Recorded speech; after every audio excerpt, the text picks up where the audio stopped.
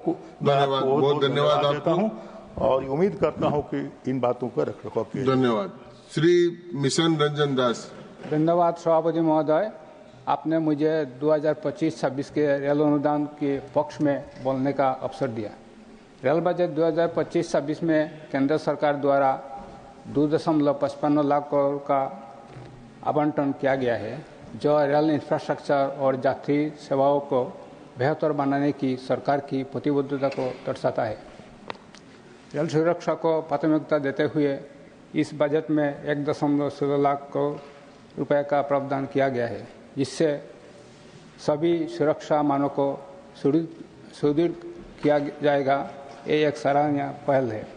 इस बजट में अगले 2 से 3 वर्षों में 200 नई वंदे भारत ट्रेन की संचालन की योजना है, जिससे यात्रियों को समय बचेगा और उन्हें एक आरामदायक यात्रा का अनुभव मिलेगा।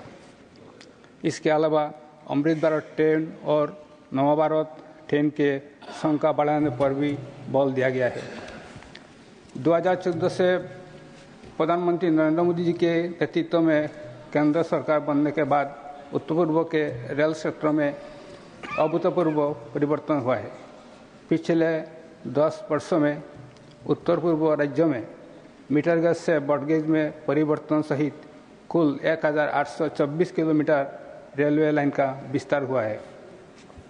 इस वर्ष के रेल बजट में उत्तर पूर्व के लिए 10,440 करोड़ रुपया आवंटित किया गया है, जबकि 2014 से पहले ये बजट मात्र 2,500 करोड़ हुआ करता था। ये बजट में ऐतिहासिक वृद्धि उत्तर पूर्व में विकास की गति को और तेज करने की सरकार का मंशा को स्पष्ट रूप से दर्शाता है। माननीय रेल मंत्री जी 25 फरवरी को आप गुवाहाटी में एडवांटेज असम के कार्यक्रम में थे और इस बजट में असम तथा उत्तर पूर्व राज्यों को क्या क्या मिलेगा आपने उल्लेख किया है। जहां आपने न्यू जलपाईगुड़ी से गुवाहाटी तक एक नई वंदे भारत ट्रेन शुरू करने की बात की। अगले 10 महीनों में असम में 2 नई अमृत भारत ट्रेन चलाने की भी बात की है।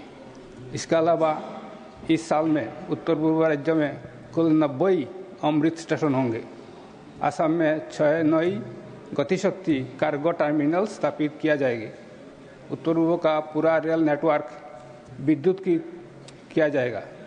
असम भूटान के बीच एक नई रेल लाइन विस्तार की जाएगी। कथित चिकन नेक में अब 4 लाइन होगा, जिससे उत्तर पूर्व रेल नेटवर्क से और बेहतर जुड़ा जाएगा। असम में एक नया मैन्युफैक्चरिंग यूनिट स्थापित होंगे। सिलचर गुवाहाटी और गुवाहाटी अगरतला के बीच 2 नई इंटरसिटी ट्रेन को भी घोषणा की गई है। उत्तर पूर्वांचल में हमारी सरकार ज़्यादा महत्व देने के कारण ही मिजोरम का राजधानी आइजल को रेल सेवा से जुड़ने की योजना अगले जुलाई महीने तक पूरी होने का संभावना है।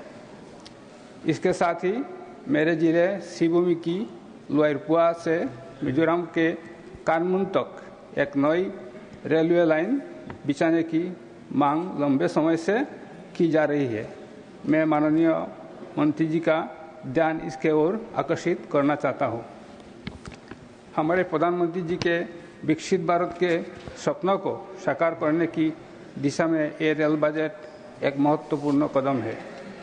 इससे न केवल रेलवे नेटवर्क का विस्तार होगा, बल्कि देश भर में यात्री सुविधाओं और माल परिवहन में भी अभूतपूर्व सुधार होगा। मैं इस उत्कृष्ट रेल बजट के लिए माननीय प्रधानमंत्री जी और रेल मंत्री जी का हृदय से धन्यवाद करता हूँ। धन्यवाद।